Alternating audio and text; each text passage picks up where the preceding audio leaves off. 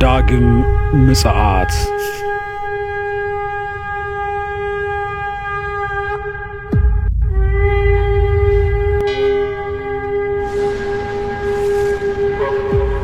የሰው ልጅ በክብሩ በሚመጣበት ጊዜ ከእርሱ ጋር ቅዱሳን መላእክት ሁሉ በዚያን ጊዜ በክብሩ ዙፋን ይቀመጣል። አሕዛብም ሁሉ በፊቱ ይሰበሰባሉ።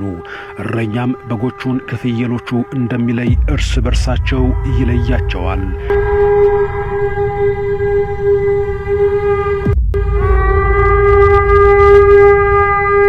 በዚያን ጊዜም የምድር ወገኖች ሁሉ ዋይ ዋይ ይላሉ።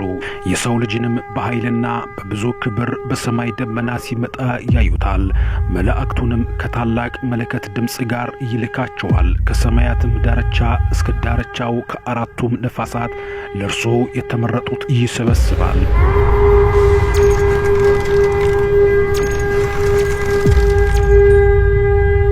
መብረቅ ከምስራቅ ወጥቶ እስከ ምዕራብ እንደሚታይ የሰው ልጅ መምጣት እንዲሁ ይሆናልና በድን ባለበት በዚያ አሞራዎች ይሰበስባሉ።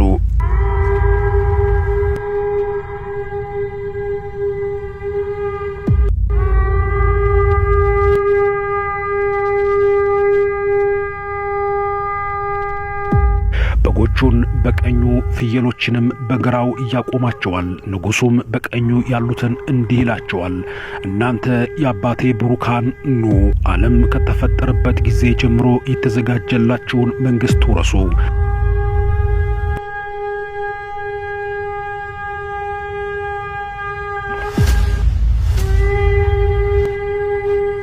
ኢየሱስም ከመቅደስ ወጥቶ ሄደ። ደቀ መዛሙርቱም የመቅደሱን ግንቦች ሊያሳዩት ቀረቡ። እርሱ ግን መልሶ ይህን ታያላችሁን? እውነት እላችኋለሁ ድንጋይ በድንጋይ ላይ ሳይፈርስ በዚህ አይቀርም አላቸው። እርሱም በደብረ ዘይት ተቀምጦ ሳለ ደቀ መዛሙርቱ ለብቻቸው ወደ እርሱ ቀርበው ንገረን፣ ይህ መቼ ይሆናል?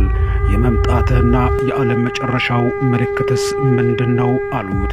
ኢየሱስም መልሶ እንዲህ አላቸው፣ ማንም እንዳያስታችሁ ተጠንቀቁ።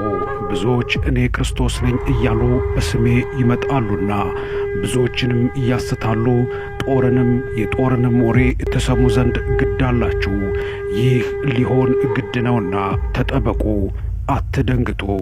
ዳሩ ግን መጨረሻው ገና ነው። ሕዝብ በሕዝብ ላይ መንግሥትም በመንግሥት ላይ ይነሳልና ራብም ቸነፈርም የምድርም መናወጥ በልዩ ልዩ ስፍራ ይሆናል። እነዚህም ሁሉ የምጥ ጣር መጀመሪያ ናቸው። በዚያን ጊዜ ለመከራ አሳልፈው ይሰጧችኋል፣ ይገድሏችሁማል። ስለ ስሜም በአሕዛብ ሁሉ የተጠላችሁ ትሆናላችሁ። በዚያን ጊዜም ብዙዎች ይሰነካከላሉ፣ እርስ በርሳቸውም አሳልፈው ይሰጣጣሉ፣ እርስ በርሳቸውም ይጣላሉ።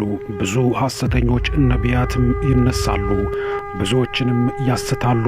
ከአመፃም ብዛት የተነሳ የብዙ ሰዎች ፍቅር ትቀዘቅዛለች። እስከ መጨረሻው የሚጸና ግን እርሱ ይድናል። ለአሕዛብ ሁሉ ምስክር እንዲሆን ይህ የመንግሥት ወንጌል በዓለም ሁሉ ይሰበካል። በዚያን ጊዜም መጨረሻው ይመጣል። እንግዲህ በነቢዩ በዳንኤል የተባለውን የጥፋትን ርኩሰት በተቀደሰችው ስፍራ ቆሞ ስታዩ አንባቢው ያስተውል። በዚያን ጊዜ በይሁዳ ያሉት ወደ ተራራዎች ይሸሹ። በሰገነትም ያለ በቤቱ ያለውን ሊወስድ አይውረድ። በእርሻም ያለ ልብሱን ይወስድ ዘንድ ወደ ኋላው አይመለስ።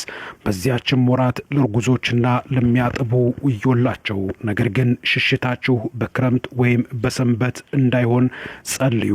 በዚያን ጊዜ ከዓለም መጀመሪያ ጀምሮ እስከ ዛሬ ድረስ ያልሆነ እንግዲህም ከቶ የማይሆን ታላቅ መከራ ይሆናልና።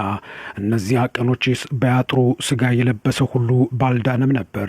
ነገር ግን እነዚያ ቀኖች ስለተመረጡት ሰዎች ያጥራሉ። በዚያን ጊዜ ማንም እነሆ ክርስቶስ ከዚህ አለ ወይም ከዚያ አለ ቢላችሁ አትመኑ።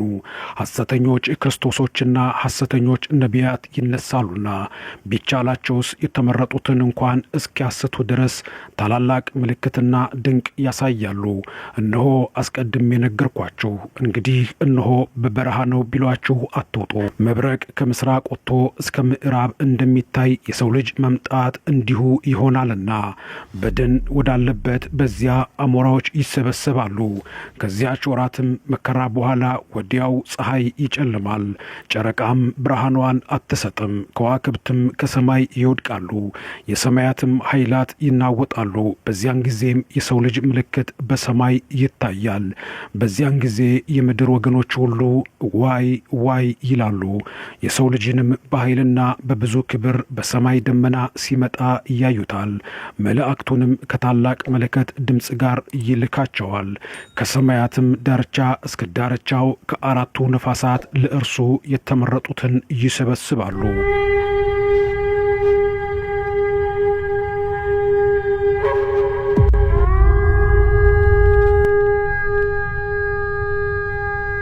ምሳሌውንም ከበለስ ተማሩ። ጫፏ ሲለሰልስ ቅጠሏ ሲያቆጠቁጥ ያን ጊዜ በጋ እንደቀረበ ታውቃላችሁ። እንዲሁ እናንተ ደግሞ ይህን ሁሉ ስታዩ በደጅ እንደቀረበ እወቁ። እውነት እላችኋለሁ ይህ ሁሉ እስኪሆን ድረስ ይህ ትውልድ አያልፍም። ሰማይና ምድር ያልፋሉ፣ ቃሌ ግን አያልፍም። ስለዚያች ቀንና ስለዚያች ሰዓት ግን ከአባት ብቻ በቀር የሰማይ መላእክትም ቢሆኑ ልጅም ቢሆን የሚያውቅ የለም። የኖህ ዘመን እንደነበረ የሰው ልጅ መምጣት እንዲሁ ይሆናልና። በዚያች ወራት ከጥፋት ውሃ በፊት ኖህ በመርከብ እስከገባበት ቀን ድረስ ሲበሉ ሲጠጡ ሲያገቡና ሲጋቡም እንደነበሩ የጥፋት ውሃም መጥቶ ሁሉን እስከወሰደ ድረስ እንዳላወቁ የሰው ልጅ መምጣት እንዲሁ ይሆናልና። በዚያን ጊዜ ሁለት ሰዎች በእርሻ ይሆናሉ፣ አንዱ ይወሰዳል፣ አንዱም ይቀራል። ሁለት ሴቶች በወፍጮ ይፈጫሉ፣ አንዲቱ ትወሰዳለች፣ አንዲቱም ትቀራለች። ጌታችሁ በምን ሰዓት እንዲመጣ አታውቁምና እንግዲህ ንቁ። ያን ግን እወቁ፣ ባለቤት ከሌሊቱ በየትኛው ክፍል ሌባ እንዲመጣ ቢያውቅ ኖሮ በነቃ ቤቱም ሊቆፈር ባልተውም ነበር። ስለዚህ እናንተ ደግሞ ተዘጋጅታችሁ ኑሩ፣ የሰው ልጅ በማታስቡበት ሰዓት ይመጣልና። እንኪያስ ምግባቸውን በጊዜው ይሰጣቸው ዘንድ ጌታው በቤቱ ሰዎች ላይ እየሾመው ታማኝና ልባም ባሪያ ማን ነው? ጌታው መጥቶ እንዲህ ሲያደርግ የሚያገኘው ያ ባሪያ ብፁዕ ነው። እውነት እላችኋለሁ ባለው ሁሉ ላይ ይሾመዋል። ያ ክፉ ባሪያ ግን ጌታዬ እስኪመጣ ይዘገያል ብሎ በልቡ ቢያስብ ባልንጀሮቹን ባሮቹን ሊመታ ቢጀምር ከሰካሮችም ጋር ቢበላና ቢጠጣ የዚያ ባሪያ ጌታ ባልጠበቃት ቀን ባላወቃትም ሰዓት ይመጣል፣ ከሁለትም ይሰነጥቀዋል፣ እድሉንም ከግብዞች ጋር እያደርግበታል። በዚያ ልቅሶና ጥርስ ማፋጨት ይሆናል።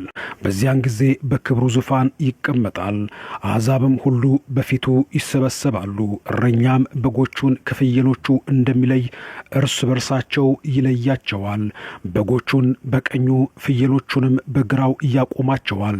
ንጉሡም በቀኙ ያሉትን እንዲህ ይላቸዋል፣ እናንተ የአባቴ ብሩካን ኑ፣ ዓለም ከተፈጠረበት ጊዜ ጀምሮ የተዘጋጀላችሁን መንግሥት ውረሱ።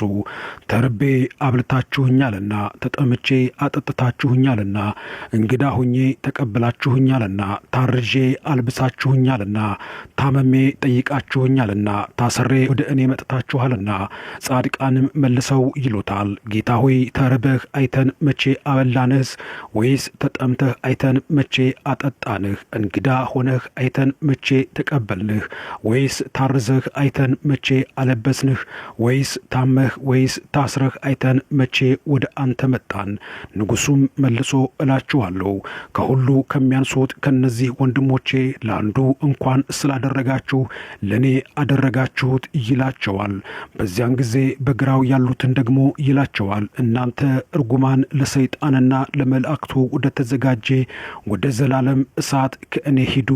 ተርቤ አላበላችሁኝምና፣ ተጠምቼ አላጠጣችሁኝምና፣ እንግዳ ሁኜ አልተቀበላችሁኝምና፣ ታርዤ አላለበሳችሁኝምና። እነርሱ ደግሞ ይመልሱና ጌታ ሆይ ተርበህ ወይስ ተጠምተህ ወይስ እንግዳ ሆነህ ወይስ ታርዘህ ወይስ ታመህ ቆመህ አይተን አላገለገልንህ ይሉታል።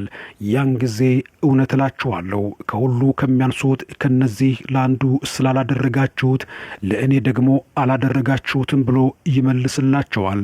እነዚያም ወደ ዘላለም ቅጣት፣ ጻድቃን ግን ወደ ዘላለም ሕይወት ለፍርድ ይሄዳሉ። አምላካችን ኢየሱስ ክርስቶስ በግርማ መለኮቱ በታላቅ ኃይልና ስልጣን የተወጋ ጎኑን የተቸነከረ እጁን እያሳየ በሚመጣበት የፍርድ ወንበር በግራ ከሚቆሙት ሳይሆን በቀኝ ከሚቆሙት ይመድበን እያድርገን።